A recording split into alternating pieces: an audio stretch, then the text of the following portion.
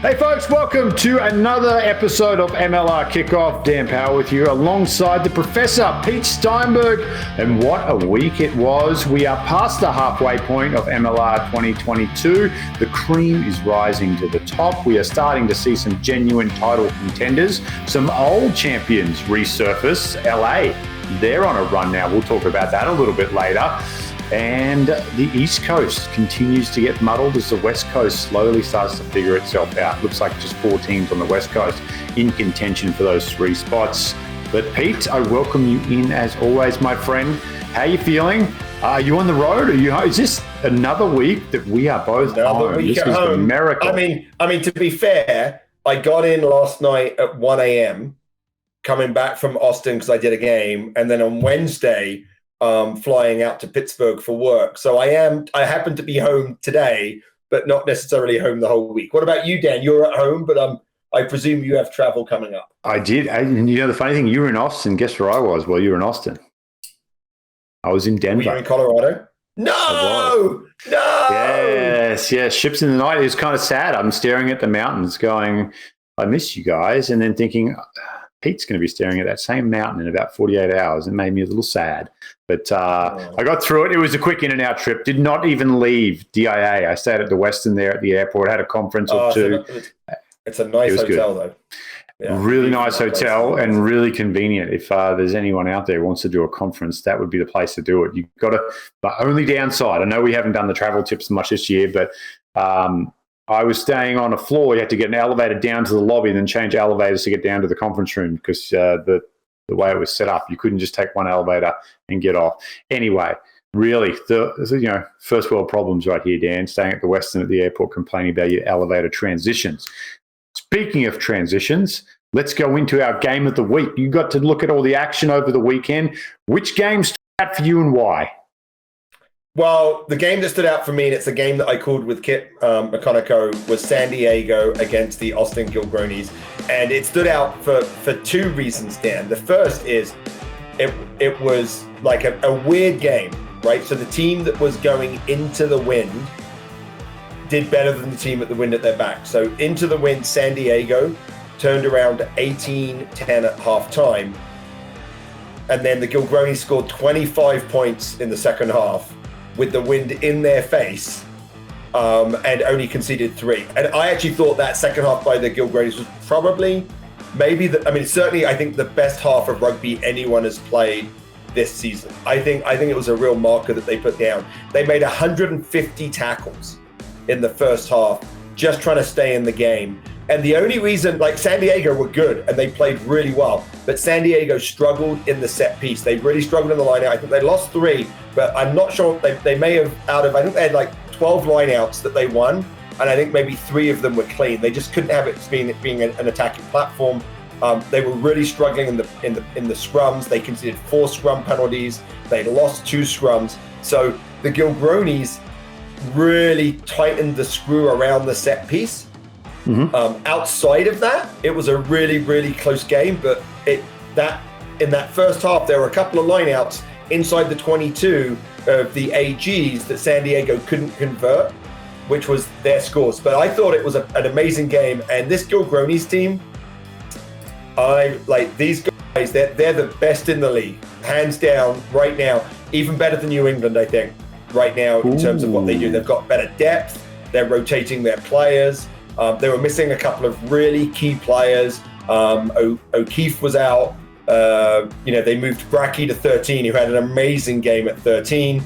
I think they've got a little bit more. They certainly had more depth than San Diego in this game, but I think the Gilgronis showed in that second half that they are the cream of MLR. I think it was probably one of the best second halves I've seen, like 40 minutes of football I've seen from an MLR side in a long time. It is. I think the only thing that makes sense in Major League Rugby is it never makes sense. I mean, statistically, you'll have teams with no territory in possession and they'll win by 40. It's just bizarre. And I think that's why people enjoy watching it so much as well, is because you really don't know what you're going to get on any given day. I don't know how people bet on it, honestly. I have no clue. Well, I mean, like I've kind of given up in Super Bowl. I don't know where I am, but I'm pretty certain you're a lot. Like I have to look up and get out the binoculars to be able to see you on the ladder. My favorite part of the show here, folks. Yeah, I'm just pulling the cell phone out to open up Super Brew leaderboard. Let's see, Gorgeous Dan right there. 7th place for Gorgeous Dan, so in the top 10. And then, here we go. Oh, I'm cramping. Actually, not too bad. You went up to 49. You went up 2 spots on the weekend. But the good thing, if you have a good weekend, you could jump up into the 30s. Yeah, well, I actually have to still remember. I'm not even sure I got the Friday night game put in before I realized I put the spots. But back, I think New England's really, really good, and I think that they're the best in the East. They've shown it. But I think when the Gilgronis have their best side, which they didn't even have against San Diego, they were good. And not only did they beat San Diego, they prevented them getting even a bonus point, held them to 2 tries, not within 7. It's giving them a little bit of breathing room. And as we get into the second half, I mean, they've got a few road games and all these games are tough, but I don't know. I think the Gilgronis, Dan, do they have the number 1 spot tied up in the West? No. No, we have so many games left. I don't know. I think they've only got 2 home games left in the stretch as well. So you got to think that road effort's going to be tough to get through the rest of April, all of May, and then that first week of June before they jump into the playoffs. Like for them, they want to lock up the number 1 seed so they can get a week off and get healthy.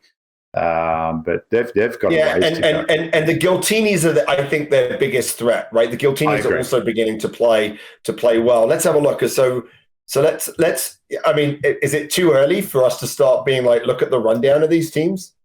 I mean, we're into the second half. Right? I would get a feeling that once we get into May and we're looking at like 4 or 5 games into the playoffs, that's probably the time to do it because I think we'll have a good sample size. All right, let's quickly run down the Gilgronis, right? So that next week they play the Jackals. Mm-hmm. Win. Okay. Expect that to be a win. Then they go to New Orleans. Win. Probably a win, right? Then they host Seattle. Win. Right. Then they have to go to the Giltinis. So that might be that's the loss, right? Right. Mm-hmm. And then they have to go to Utah. Win. Host San Diego. Win. I don't know. I think maybe. I think depends. There's some rumors about San Diego having 2 Paddy Ryans, right? Their scrum was a bit of a challenge. So if they get the other Paddy Ryan, who also plays Patrick John Ryan. And I've missed Aussie Paddy Ryan. I've missed him. He's such a good guy. The Bush Ranger. Yeah, he's a good guy. He's an amazing scrummager, right? So it's things like that. Like I think San Diego can fix some of their stuff. Right, so I think that's a toss-up. But then they play Houston. I'm just looking at this, and I'm like, I think the Giltinis are going to have to win out, or they might be able to drop 1 game. Like it's a 4-point difference, right? So they might be able to drop 1 game. I think the Gilgronis. I mean, I think that what I'll say is I think the Gilgronis have a lock on a playoff spot. Right, they're 7 points in front of San Diego without the wheels coming off. Whether they have a lock in being the number 1 seed, I'm not so sure. I just don't know. Like the Giltinis can play with them, but San Diego couldn't. So San Diego going to have to make some changes to make that happen. Remember in year 1, Austin were in 2nd place. All they had to do was get 1 point out the last 3 weeks, and they didn't win a game and get a point, and they missed the playoffs. Yeah, it can happen. It can happen. Let's not jinx them here. I'm sorry, San Diego. Sorry, Austin fans. I didn't mean that. I take it back. By the way, just hold on. Just quickly, as we're talking about this, New England probably wrapped up a playoff spot. They're 12 points ahead of Toronto. I'd say Atlanta's probably locked up too at this stage. Yeah, so Atlanta's 10 points up. That's because there's enough. I mean, I don't know. Like Nola's gone, man. Old Glory's Nola seems. You think? Like they did a good run last year. They went on a good run last year. So this is going to happen this year? No. Toronto and New York will fight it out for that 3rd spot. So keep an eye on those 2. All right. Speaking of the Eastern Conference, we were very lucky to sit down with one of their up-and-coming players. The team, not doing great this year. Old Glory, they have yet to taste victory in 2022. More guys like this get on the field, though. I have a feeling that the future is going to be quite bright for the Nation Capital franchise. Let's get him in now. Pete, it was an absolute pleasure to sit down with him. Great young kid. Excited to see his career continue to grow. Cory Daniel from the Old Glory Club. Joining us now is Old Glory back rower and former college hard man. When it came to, it's not the squared, what is it, Cory Daniel? Is it what's the wrestling mat actually called? What's the true term that we actually call it? Just a wrestling mat. It's a circle. The hard man of the circle. Yep. The hardest. Preserved your ears though, mate. How'd you do that? I wore headgear sometimes, but the big one. Yeah. Well, let's get back onto why you're really here. Let's talk rugby. Old Glory, back row standout, Cory Daniel joins us. Mate, again, appreciate you coming on the show. Big fan of yours. I think I gushed a little bit last year about the game you had down in Atlanta for Old Glory. How have things been going this year? It's been good. Obviously our record doesn't show it, but I think we've taken some big steps as a team recently. And I know I've improved a lot as a player. So from the outside looking in, our record doesn't show it. But we have been improving for sure. Well, I don't want to go too deep because, the professor's here as well, and he loves to get into the weeds with the rugby stuff. But, mate, your background, it's not unique to rugby. We've had some wrestlers come over before. Paul Emmerich, Dan Payne jump out straight away as two big names that have made that transition from collegiate wrestling into rugby. But tell us a little bit about your journey and how it ended up at Old Glory. So I was done. I graduated college 2019. My old college coach, Tony Ramos, he got me. He knew Dan Payne from wrestling back in the day. He got me set up with him. He said I had a rugby combine. He said, okay, I'll go try it out, see if I like it. And I did. I was out in Colorado. It was like a week-long combine. And then they invited me back out there for an academy. And it was like a 3-month-long academy in the fall of 2019. And then and while I was there, my tape got sent out to all the MLR teams. And in the back of my mind, I kind of, I was researching my own teams, and I was thinking I would love to play for Old Glory. Like, it's close by, it's home, family's there, friends are there. Seems like a good spot. And then it just so happened to be that Andrew Douglas contacted me.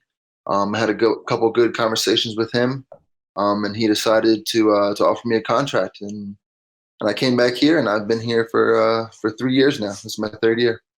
So Dougie from New Zealand, obviously know Olympic style wrestling down there. Was it true that he reached out to Vince McMahon to see if he could get you released from wrestling to come to rugby? Actually, funny story about that. Before I started playing rugby, I did have a WWE tryout, and no way. Through Vince McMahon and through I forget the other guy's name, but I was down there for a tryout, for 3 days at the WWE Performance Center in Orlando. Pete, I apologize. I'm gonna divert this thing away from rugby real quick. Mate, can you cut a promo for us? Like maybe after rugby you can go back. Can you give us a promo that you're laying the challenge down to the professor? He's the bad guy for a match at WrestleMania. Let's hear it.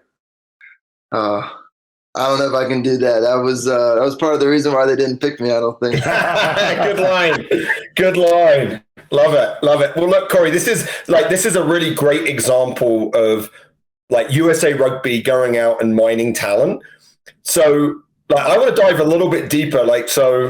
Your coach talked to Dan Payne. Did you know anything about rugby? Had you seen rugby? Had you followed it before you went out to Colorado?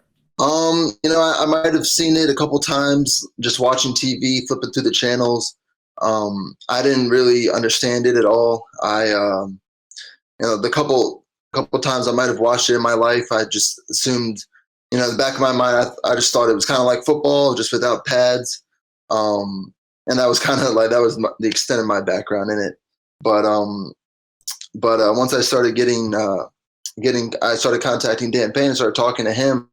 I went down to a game in Catholic University when Old Glory was having their exhibition season, and I watched the game for the first time, and it was really cool. It was really fun to watch. I still didn't understand it, but I think that kind of helped draw me in because it was exciting. It was fast paced.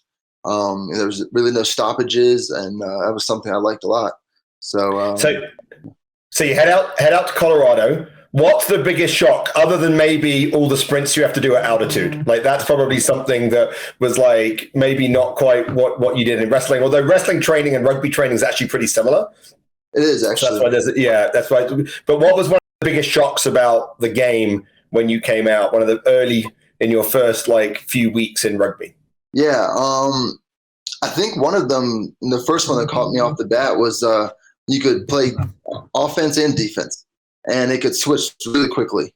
And so you could, because I used to play football too growing up. I played football up until college, and then typically you only play one side of the ball, and that was a huge difference in rugby. You can go from defense to attack to defense real quickly. Changes of possession. That was a big thing. And then just kind of putting it all together, right? Like, you have to tackle, you have to run, you have to catch, you have to pass, you have to be able to ball carry, and you have to kick too. So there's a lot of moving parts in rugby, and that was a big shock to me. Yeah, how's the transition been? Because obviously you're a high-level athlete, right? A collegiate wrestler.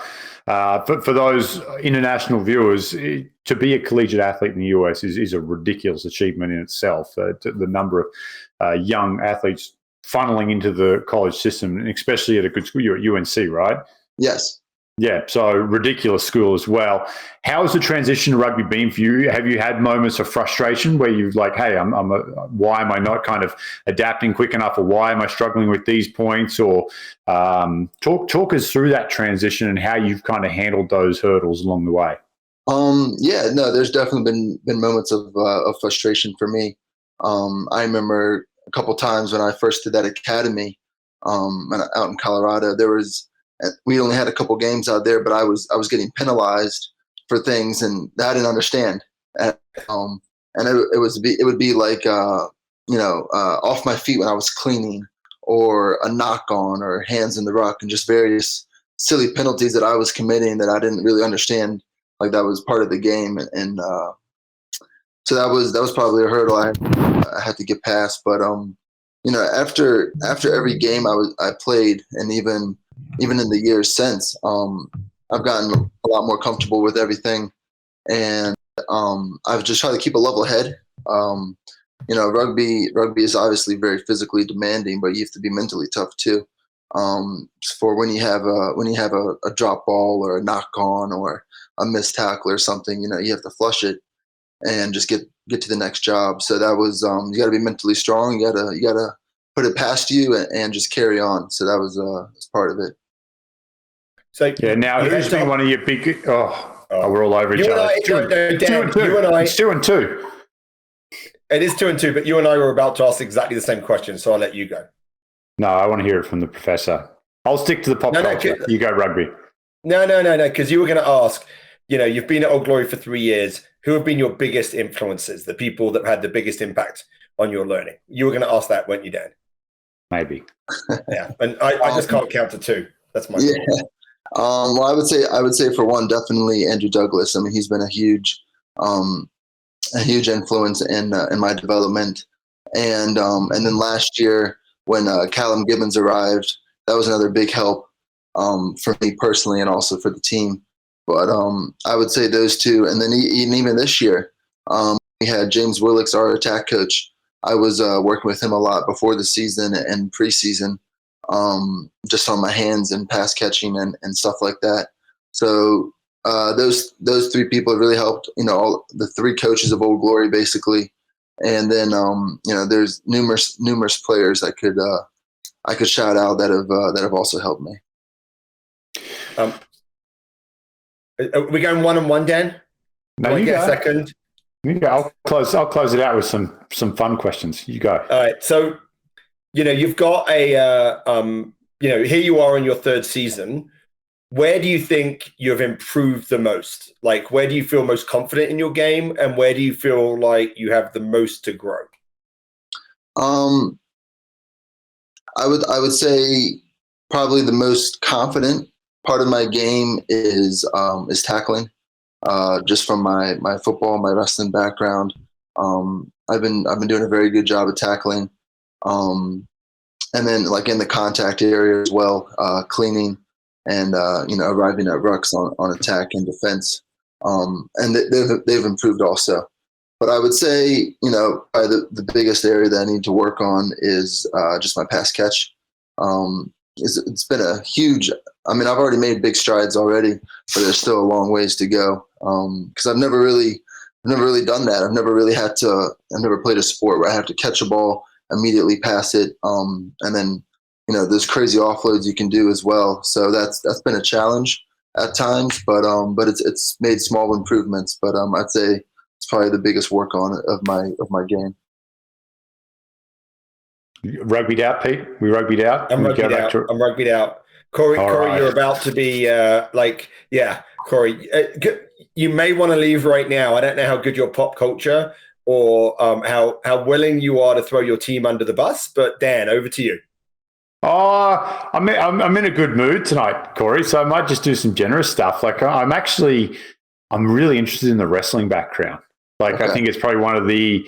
You mentioned like obviously the ball skills, but you played some football as well, so your hand-eye coordination's there. I would say wrestling probably has the easiest transition with contact, defense, and then contact because, man, like double leg is perfect tackle technique every time. Right. Which one of your teammates that doesn't come from a wrestling background or American sports background do you think could have been a decent wrestler? I know right off the bat, I think Jack Ascaro is one of our best tacklers. Also, he would have been good. And Don Bailey, another very fantastic tackler. I think he might have had a wrestling background though. And Stan South also, he's a very good chop tackler. So I think any of those guys would have been good. Southie might have been a little tall though. Like there's a lot of limbs there on a single leg to loop around on, and that's true. That's true. Dan, I kind of want to know if Cory has taken on any of the foreign players and be like, hey, let me show you a little bit of wrestling. Like in the preseason, there's often some wrestling stuff that rugby do. Have you pinned any of those foreign guys, and have they ever like come up and said, hey, I want to have a go at this? Yeah, there's been a couple times for sure. I remember last year actually when Callum Gibbons was our player coach. There was a couple times where we would do grappling during our training sessions, and he would come up and he would want to go with me, and he was like, "Go as hard as you can. I want to know how it feels." So I went with him a couple times, and and even this year. Did you go as hard as you could, or were you like, "No, I'm going to go easy because you're a player coach, and I still want to play."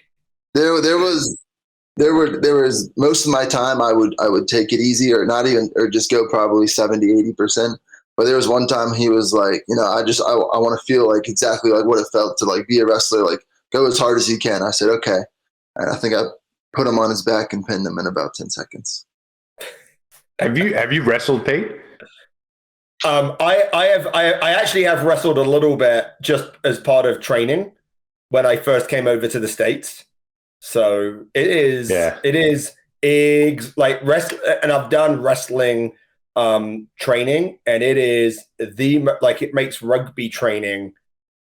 I mean, it's different, right? Like, you're running the Bronco, but like it's just exhausting. Like you're grappling. It's like being in a constant mall. It's being in like a mall for 20 minutes, right? It's completely exhausting. It really is. I mean, some of the stuff I would do for conditioning and wrestling is just outrageous. So it's very, very, very, very tough on the body. Yeah, I had a similar experience to Callum Gibbons. I wasn't wrestling; I was surviving, and I luckily went a little longer than 10 seconds. But that guy may have been generous to me. He was He wrestled at the University of Minnesota, I believe. Gophers. Oh, okay. Which is a pretty decent program. Very good. But very good. Yeah. Any temptation to go in a different route? A lot of collegiate wrestlers now with mixed martial arts kind of exploding across the globe. I know that they kind of that's a pretty convenient transition. You've got a head that looks like a cinder block. You probably can't take a punch. Did that ever enter your mind? Yeah, and I've thought about it a few times. But I really, growing up, I really love football. That was kind of one of my first loves in a sport, and just being on a field and being able to hit people and run the ball was something I fell in love with, and that was something similar I could do in rugby, which is probably why it attracted me so much. So I've thought about other routes, but just for now, at this stage of my life, I'm fully committed to rugby. Who would you bring over? Former teammates? Anyone that you wrestled with or against that you think that they would have made it in rugby? Oh yeah, there's a bunch of guys. Can you send me their numbers? Yeah, I'll do that after the show. Thanks, man. All right, let's talk a little bit about this season. You mentioned it's been a rough season on the field. Yet to get a win. The last 2 weeks, there's been a marked improvement, though. You're getting closer. And this week, you play against a team that basically just did the exact same thing Old Glory did. They made a change at head coach position. They seem a little rattled. Thoughts going into this weekend's game against the Warriors? Yeah, I mean, after last weekend's game against Toronto, I think our team should be heading into the Utah game with a lot of confidence. We showed a lot of great things during that game, so I hope we can continue, to show that in training and also against Utah. They're a good team, but I think if we can play consistently how we have been playing, good things will happen for us. Yeah, I agree. I think you might get them this week. Just I don't want to get into our tips this early in the show, but I think you might get them this week. I think this could be a good game for Old Glory to get a win at. And Old Glory, I want to just put my little oar in here. Old Glory have played some great rugby, just haven't been able to do it for 80 minutes. And exactly. that's what, you guys have the talent and the ability. You just got to put it together. So I'm with Dan. This is going to be, I think every week you guys will probably feel like you can compete. And this weekends, is one of those weekends where I agree with Dan. I think you can compete and maybe more. So wish you guys luck. Exactly. Thank you. All right, brother. I appreciate you jumping on the show. Not to get the head too big, but I'm a big fan. I think the ceiling that you have in this game is extremely high. Keep doing what you're doing, man. Your work ethic, keep finding people to get you better, sharpen your tools as much as you can. I'm shocked that you started in 2019. I called you last year in that Atlanta game, and I was just blown away with what you were able to do. Rugby IQ was the roof for a guy who's 2 years into his career. So keep holding on, mate. Keep doing what you're doing. I think, honestly, you are only limited by yourself on how far you want to go in this game. And once you're off contract, call me. I appreciate that. Thanks a lot, man. There is Cory Daniel, back row for Old Glory, and I'm imagining probably going to stay in Old Glory for quite a while too. If they've got any sense to them, they'll extend him for a long-term deal. There you have it. Old Cory Daniel. Big fan, Pete. I know I get a little carried away at the end there and basically, falling over myself to put him up on Man Crush Mountain. Hey, regular listeners, Dan, are very, very, we know that your bromances. This is obviously, we've all just seen the birth of Dan's latest bromance. Like I said, I called him last year in the game, vividly stands out. It may have been against Toronto in Atlanta. And I just am looking at through, you're doing your prep during the week. I kept thinking it's a typo as we're doing the game. So I've got, picked up rugby in 2019. I'm watching the game they've done the old swap-a-roo on the numbers or something. There's no way this guy's 2 years into his career. Some of the stuff he was doing, some of his touches, like the way he played ball in hand. I know he said he's been working on that a lot, but even then, last year, he had a couple of really nice little soft touches that put other players through into space. Physically, he's got all the tools. Mentally, he seems very, very hard. Could be a really interesting guy to watch for World Cup. Maybe a couple more years. Yeah, maybe a couple more years in MLR, and then one of those guys like following the footsteps of like Dan Lyle and Dave Hodges, like one of these back row crossovers. Dan Payne. You talked about Payno. Yeah, Dan Payne made that transition too. So, man, yeah, he could be anything. All right, let's transition. Yet again, 2 transitions in the same show. How good is this? Let's go to Professor's Breakdown Rugby 101. And wouldn't you know it, we are talking crossover athletes. The pathway. What is the pathway? Who should be on the pathway? And are we doing enough to unearth the athletic talent that is currently available in this great country? Well, I think you heard both the strength and the challenge that USA Rugby has in finding and developing crossover athletes in the Cory Daniels story, right? So because it starts with my coach knows Dan Payne, right? So like we just have to be lucky that the coaches know someone, right, within USA Rugby, right? And so that's a challenge. The challenge is how do we get to talk? How do we get the right people to talk to crossover, the right crossover athletes and get them involved? So that's a challenge.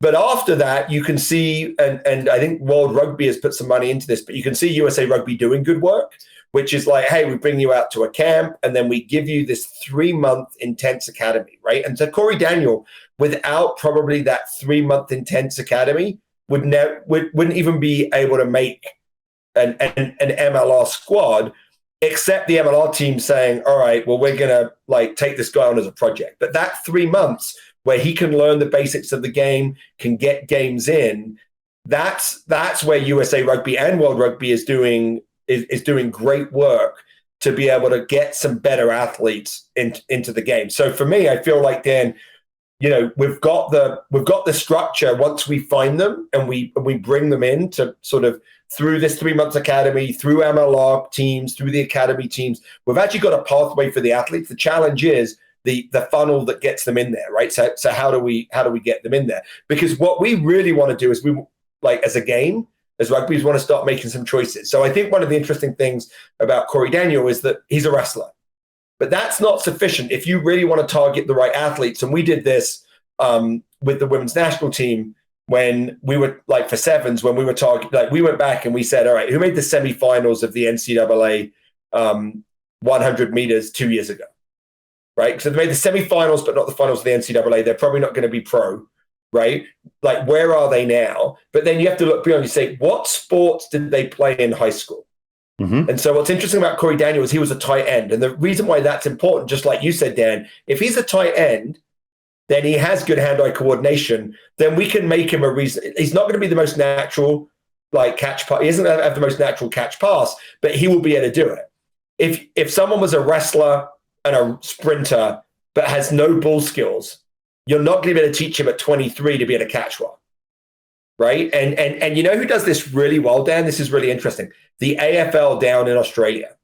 Yeah. They go back and they recruit crossover athletes, and they are so detailed that they don't only look what other sports, right? They're looking for a whole bunch of different athletic attributes and people that can have good body awareness and catch above their head and all that sort of stuff. But they also look who were their coaches and how did their coaches teach them, right? What was their coach's approach? Because when you're 14, 15, 16, if you're getting a coach that's teaching you how to think and be able to make decisions on the field, then you'll hold on to that, right? Again, if you have a football coach that doesn't let you do that and is just telling you like, hey, you're going to run this route and that's you're going to run the route versus making a decision on what the defense does, then that's going to be hard. So we need to get a really big funnel for crossover athletes on the men and the women's side to be able to get them into what is obviously a very good program that USA Rugby runs on the men's side, at least, to be able to get these guys in, to be able to do that. On the women's side, the crossover athletes are far more focused on sevens. They're down at the EATC. They'll come in. They have programs where they bring them in for a few weeks. They test them out. They try to identify the attributes that you can do. But for the men and MLR, it sounds like we've got the right structures once we've got the athlete in, but we need to find ways to have a much bigger funnel and to really reach out to these athletes, because we know for like there's probably 100 Cory Daniels, right? 100 of them from different sports, right? And we just like, how do we get them and how do we get them in the program? Oh, yeah, I think that's the challenge, right? The beauty and the challenge of rugby is it's multiple sports rolled up in one great sport. Right. I mean, you take the hand-eye coordination of a basketball player, the physical presence and aggression of a wrestler, the athletic ability of a track and field star or a football player. And then you're like, okay, now you got to do all three. And now you got to be able to do it quickly with someone this far away from you who wants to inflict pain on you. And then when it's done, there's no whistle. Get up and do it again and again and again. Then you'll get a whistle, maybe. But once the whistle blows, we're going to figure out another challenge that we're going to throw into you, whether it be a scrum or a line out. And you're just like, this is just ridiculous. There's just such a multiverse, Doctor Strange, the multiverse of athletic skills needed to be good at it. So it's like for foreigners who grow up in it, it's just that's just what it is. I'm like, I play rugby, and that's the athlete you are. But like for me, like even when I was trying to get in the NFL as a punter, I get a playbook. And my playbook was the thickest one I ever had. I'm like, it's this thick. I'm like, oh, is this the whole playbook? And they're like, that's just special teams. I'm like, what? They're like, yeah, that's just special teams. Like the number of variations for a field goal and a punt. I said, are we going to play these? And they're like, God, no, they're never going to let you run a fake punt. Are you serious? You're an idiot. And I'm like, why have I got this? And he goes, well, you have to know it all, just in case we do run it. But you said we're never going to. Oh, no, they'll never run it, but you need to know it. I'm like, gotcha. Makes total sense. Why not? Well, it's interesting because I would actually like, what you really want for rugby, and so one of the challenges that we have in rugby is that like we can get crossover athletes, right, to be back row forwards, right? We can get crossover athletes to be wings, maybe some crossover athletes to be centers. Where we've struggled is the development of hookers, right? Because throwing is really a very difficult skill, 9s and 10s.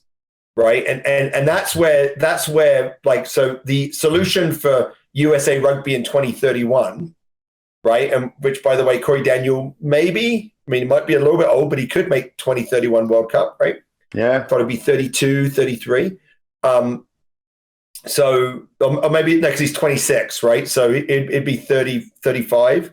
But the solution for 2031 isn't just crossover athletes, right? The solution for 2031 is let's find the right crossover athletes that can really, take those athletic positions and really like give us some competitive advantage. But let's also find the 10-year-old and the 14-year-old that's playing now and invest in them in that 9, 10 hooker fullback positions, so we can have both the athletic ability and the rugby knowledge. So 2031, you've got to think about both of those things. All right. It's good stuff there, Pete. I think it's a high reward proposition that all the teams should be investing money in building that funnel. I agree with you. And it should be big. I think we should be going, like you said, back checking all these track and field results. I think we should be looking at, combines for other sports. Go to the NCAA wrestling and see who bows out like early in the bracket, but shows great athletic prowess or is a two-sport athlete. And Aussie Rules does a good job, you're right. And they quietly do it in the US quite a bit. There's a few American players playing in the AFL now. Oh, is that right? Yeah, you wouldn't know it, but they're down there. They got them. They did a camp in San Diego. They found one guy, college basketball player, and teaching him to kick was the challenge. But a couple of years down there playing some lower stuff. I think he's in the AFL now. I have to fact check myself on that one. But let's jump into the games for this weekend. We kick off Friday night footy. Yes.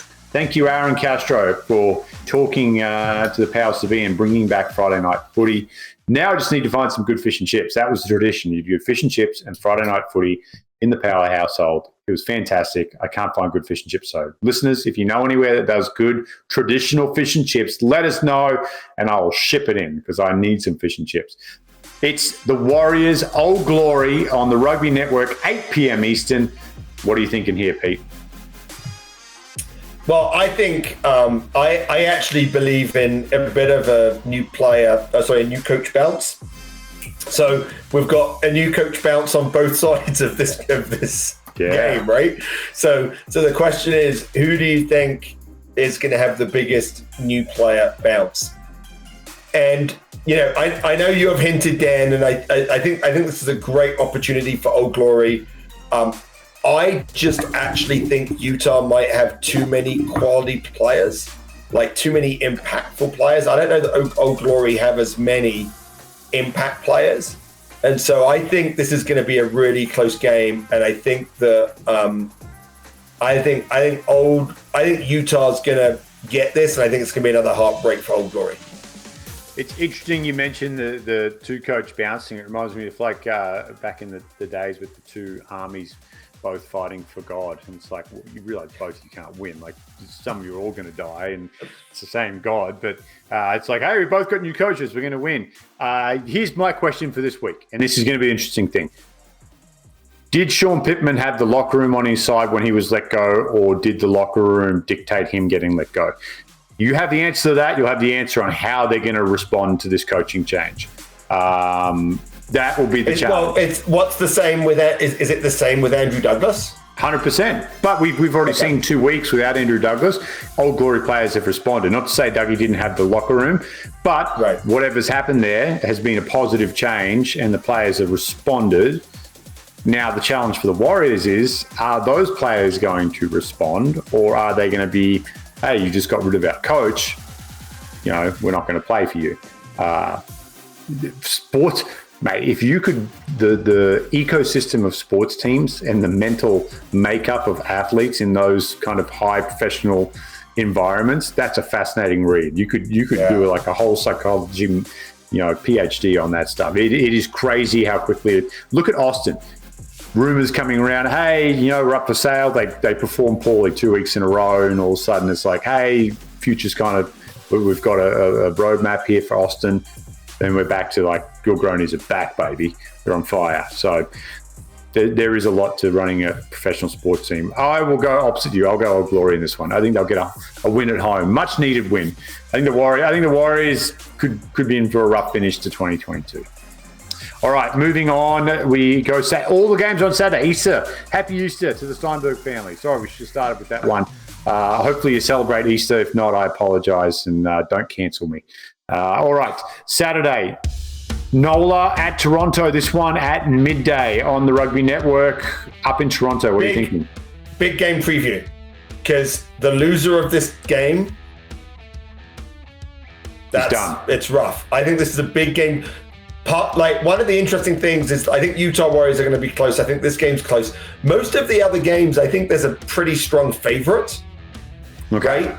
And I think this game, like NOLA, if they lose this game, it's going to be really rough for them to get the playoffs. So I think this is going to be I also think it's a very interesting game. So I think both of these teams are flawed, right? And the question is, which of those flaws are really going to show? So this is my big game preview. So let's hold off on it. Yeah, and this one could come down to a roster too, Pete, like in terms of who's on the roster. Well, especially like how many scrum halves do they have left in Toronto? Well, they signed 2. They got Donato and McRory. So they now have 6 scrum halves in their squad. I mean, that's some depth. That is. That's like, yeah. First grade, reserve grade, and academy team, all count. But all right, so we'll dive into that one a little later with our pick. San Diego at Seattle, Saturday evening, 6 Eastern. That one also on the Rugby Network. Who are you liking in this one? Oh, Seattle, right? I mean, you can just see that the potential's there, but not quite playing to their ability. Played like they have talent there. Something's going on there, like AJ Alatimu didn't start the game. They had Kieran Joyce, who's solid. But Alatimu comes in and creates 2 tries in the second half, literally as opens up holes. So there's something going on there. I wonder what's driving that. So this is a little bit like if Joyce starts again, I think that's good for San Diego. San Diego have been beaten up, right? Real problems in the scrum, real problems in the line out. The Seattle lineout is very good. Like Ricard Hadding's having an all-star season. So this is going to be roster, but if you had to ask me right now, I would say probably San Diego. That's a bit of a toss-up. It's in Seattle, which always gets me excited for Seattle. Joycey looks like the team bus broke down and he was the mechanic to come and fix it. And they said, hey, you want to play as well? And he's like, yeah, why not? Just throw this on a jersey. Like, he's just such an unassuming good dude. I'm going to go Seattle. I think they have to win this game or they're done. Yeah. I mean, they have to win this game, and I'm not necessarily going against that. I think that's why I'm like, I want to see the roster, right? Like San Diego's banged up, man. They are banged up, right? And so which means San Diego don't have any depth. When we saw that on the bench, I think it's one of the reasons why the Gilgronis pulled away in the second half. So yeah, this one is going to be a roster call. I think if Seattle start the same team they did last weekend, I would go with that. Like if you said same teams from last weekend, I called both of those games. I would say San Diego wins that game. But some different lineup changes. I think Seattle have some opportunities. All right, kicking off the same time in California, it'll be the Sabercats on the road against the resurgent LA Giltinis. What are you thinking here, Pete? Oh, I mean, I think this is going to be an interesting game for Houston, but I think the Giltinis look really, really good. Houston beat LA in Houston early in the year. That was kind of but I think that was a different Giltinis team. They've been clicking, right? The Giltinis have been clicking in a way that they haven't that they weren't doing earlier on. So I think the Giltinis, look, their game this past weekend was nuts. Mm-hmm. Like, they're just so good. I think it's the Giltinis. I will say Houston is trending in the right direction. Sabercats fans had some lean years. They are definitely building in the right direction here. If they are going to be serious in 2022 about contending for a playoff spot, they have to win this game. They have to win big games on the road. Otherwise, you're not a playoff team. Do I think they can do it? Probably not. LA, ironically, as someone put up on social media today, they sung the Staying Alive as they were looking at their season going down the toilet, and they've rattled off 5 straight wins since then. Yeah. And now they're back to singing the other song, California, here we come. Great song, great song. Can't pick against LA at home too. Harrison Goddard being back and healthy, geez, they look like a different side with him at 9 as well. And you just think, Areni IE's kind of got them back into this spot. Well, coming back, maybe. Well, I think IE's he just looks like he's actually, didn't just walk off take his visor off and pick up the ball, right? He's actually had training, and now he's looking like a classy. His footwork is just unbelievable. Yeah, and his game management is he's a world-class player. You never lose that. Your athletic ability fades quickly. Mentally, a world-class player and a game manager, you can do that until you're well into your 40s. Just physically, you can't do it, and he is just showing what a class player he is. All right, get your calculators ready. It's Austin on the road against Dallas. Pete, this one could get messy. The best team in the league, as claimed by the professor. For New England fans, that's at PJ Rugby 9. Hit him up and let him know what you think about that. But I don't even know where to go on this one. What do you think? Look, I think it's going to be Austin. Dallas early on in the season certainly showed that they could play in moments and had some close games. They had that accident that took out some of their players. You into the second half of the season, what's the goals for Dallas? You might start seeing some younger players get time, but also Sam Harris, Dan, middle of the season, is Isaac Ross going to play in this game? I don't think so. I would not be playing anyone over the age of 28. Right. I think we're going to see a younger squad, some of the older guys on the bench if needed, and so I think it's not going to be such a runaway as we think. There'll be an opportunity for Austin to give some guys some time that haven't had a lot of time. Some of the bench players will start, some of the older players will get a rest. That's what Dallas will be as we get into the second half of the season for some of these. So I think Dallas is going to win, but I don't think it's going to be the trap meet that Dallas is going to win. You just said Sorry. Hey, clip that, Ginty. He said Dallas is going to win. Let's put that on the socials. Pete Steinberg going large. You need a couple of these anyway to get back in the Super Brew. So. I do. Like if I could pick Dallas and Dallas wins against the Gilgronis, I might get all the way up into like 38 or 39 in the ladder. That's lofty for you, my friend. Lofty. Sam Harris, I think we'll put out a young side to start. I think he'll put some experience on the bench just in case. Something crazy starts to happen. If they're in control and they're doing good, I could see the starting 15 play 70 plus minutes here across the board. Yeah. I mean, look, this is how you have to do it. You cannot, good coaches don't start their best team in these games and say, oh, we're going to pull away, because you don't know what the referee, you could get a couple of yellow cards. So if you're starting your best 15, you're committing your best 15. What you need to do is you need to be like, we want strength, and we'll play one of these props 80 minutes, right? They haven't played much. They can get through 80 minutes. It's about getting through. It's about preserving bodies. And the Gilgronis are a bit beaten up, so they'll, they could use this game. So. Yeah, absolutely. All right, big game preview. It's Arrows and Gold, the fight for survival. What are you thinking here, Pete? I'm shocked you picked this game, because to me, I see this as it's Arrows all day. See, I don't know. Like the Arrows have some flaws, right? So the Arrows line out is bad, right? Like their line out is bad. Their scrum's okay. I remember they almost lost to Old Glory, right? They're beaten up, right? I mean, seriously, so they almost lost to a team that hasn't won a game, right? It was very, very close finish. So I think this is going to be Toronto, but I think it's still the big game preview, because I think it's the big game of the weekend. And I think NOLA have a very good defense, which is one of the challenges that I think Toronto have. Is I don't think that they're a little bit undersized in the forwards, which means it's very difficult for them to really punch through on attack, right? So if you can stop their momentum, it's really hard for them to get momentum. So the fact that NOLA have a very good defense and and Toronto, I feel like, aren't the most explosive attack, means that NOLA can stay in it.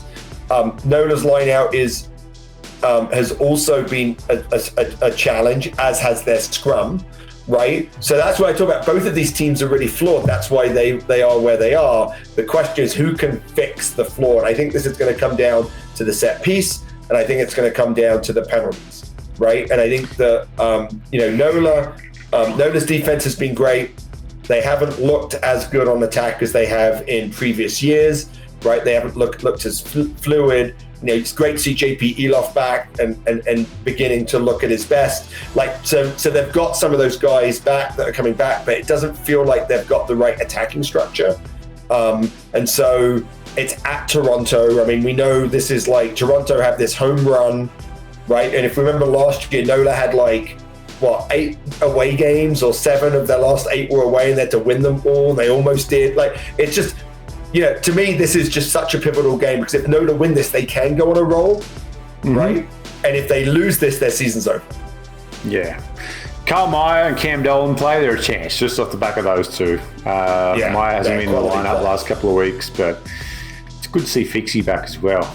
Looking good, young Fixie. Doing good. Good. Yeah,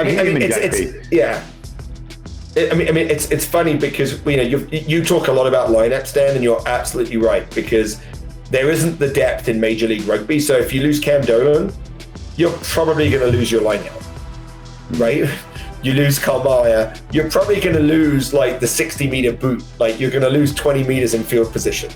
No one has players that are backing up those guys that are as good as those guys. Yeah. One day we're getting there, buddy. A few more Cory Daniels, and we're going to be solid as a rock. Yeah. All right, mate, that was a long one. I enjoyed our chat with Cory. It was good. I enjoyed my chat with you, as always. Plans for the weekend? Where are you going to watch these games? Well, Easter, it's Easter, right? But none of the games are on Sunday. So I will probably be sneaking around with my iPad, trying to watch the games while looking after the kids. Nice. So that's probably what it's going to be. So I'm traveling a little bit this week, but I'll be back Friday morning, and then the Friday night game. I like those games, so I'll be looking forward to that on Friday night. That's a good time for me. Be able to watch that with the kids. The only challenge is Friday night is movie night, and I'm pretty certain Penelope and Elliot aren't going to be like, "Hey, well, let's watch this rugby movie for movie night." I don't think that's going to happen. So I'm going to probably watch that. I'll probably get kicked up upstairs. Invictus, maybe a little bit advanced for like a 5-year-old and 2-year-old. Give it a year or two. There's your crossover athlete. Get Matt Damon into an MLR squad. So realistic. Didn't look bad at all. I think the only thing that was worse was is it Scott Eastwood, Clint Eastwood's son, who took the Stransky drop gold? And I'm just like, I'm watching it going, So if I remember correctly, Francois Pinard's like 6'4", and Matt Damon's like 5'9". He's 6'3" and a half. 6'3" and a half. So I'm like, that's like, as soon as you see that, like, Francois Pinard's a big dude. He's a big dude. So great movie. Look, for many around the world, that might be the most that they've ever learned about rugby. Yeah, spoiler alert, they left out the food poisoning. South Africa cheated. But, oh well, in the past now, all gone. And we will wrap it up on our food poisoning friends from Africa. Until next week, Pete, it's been a pleasure. Never a chore. For Pete Steinberg, Aaron Castro, Ryan Ginty, and our entire team at MLR Kickoff, I'm Dan Power, and we'll catch you next time.